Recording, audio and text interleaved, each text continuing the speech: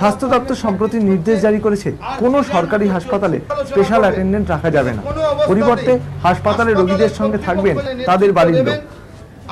এর প্রতিবাদে আজ এসএসকেএম হাসপাতালে মদন মিত্রের নেতৃত্বে বিক্ষোভ দেখায় ওই হাসপাতালের স্পেশাল অ্যাটেন্ডেন্ট ও অনুব্রতীরা।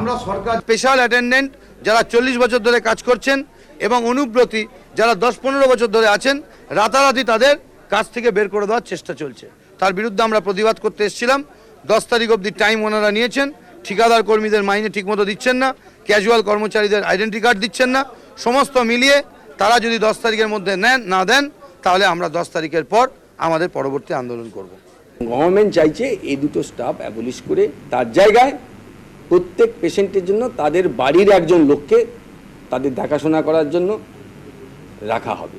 যেমনি আমাদের সিস্টার, নার্স ইত্যাদি আছেন তারা থাকবেনই, তাছাড়াও বাড়ির একজন লোককে দেওয়া হবে যারা এই যে পেশেন্টের দেখভাল করবে।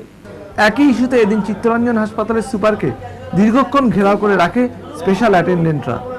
গত 29 তারিখ সল্ট লেকে একটা মিটিং হয়, সেই মিটিংয়ে আমরা সব জায়গারই সুপার তারা ওখানে গেছিলাম, আর আমরা সেই মিটিংয়ে অ্যাটেন্ড করেছি। সরকারি অনেক জিনিসই আমাদের বলা হয়েছে, অনেক নিয়মকানুনই বলা হয়েছে, যেটা আমাদের পালন করতে হবে। আমরা সরকারি অফিসার, গভর্নমেন্ট যা আইন করে দেবেন সেটা আমাদের মানতে হবে, সেভাবে আমরা চলি। আগামী 13 তারিখ আমরা পার্কস্ট্রিট থেকে রানী রাসমণি রোড অবধি আমরা ভুকা মিছিল করব স্পেশাল অ্যাটেন্ডেন্ট ভাই বোনদের নিয়ে। প্রশান্তদের রিপোর্ট, খবর এখন।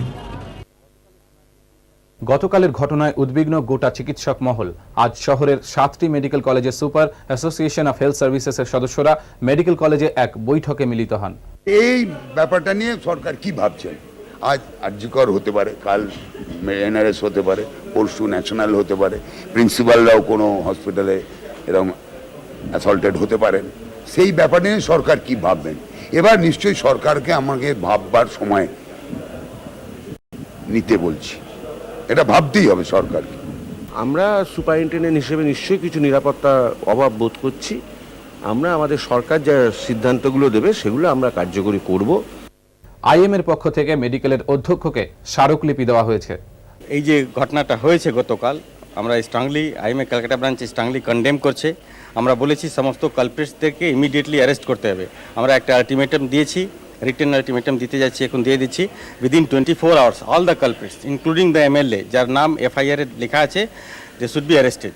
আমরা আমাদের হায়ার অথরিটির কাছে সমস্ত বক্তব্য জানিয়েছি এবং আমাদের স্বাস্থ্য সচিব বলেছেন তিনি পুরো ব্যাপারটা দেখবেন।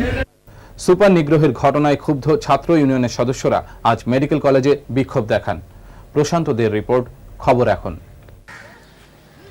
মেডিকেল কলেজের ঘটনায় শাসক ফ্রন্টের মুখ্য সচেতক লক্ষ্মীদের নাম এফআইআরে থাকলেও তিনি এই ঘটনায় জড়িত নন বলে গতকাল মুখ্যমন্ত্রী জানান। আমি বিশ্বাস করেছি যে লক্ষ্মীদে তিনি ওখানে গোলমাল করার জন্যই দল পাকিয়ে গেছিলেন, এটা ঘটনা নয়। রাজ্য বিধানসভার বিরোধী দলনেতা মুখ্যমন্ত্রীর ওই বক্তব্যের প্রতিবাদ করেন আজ।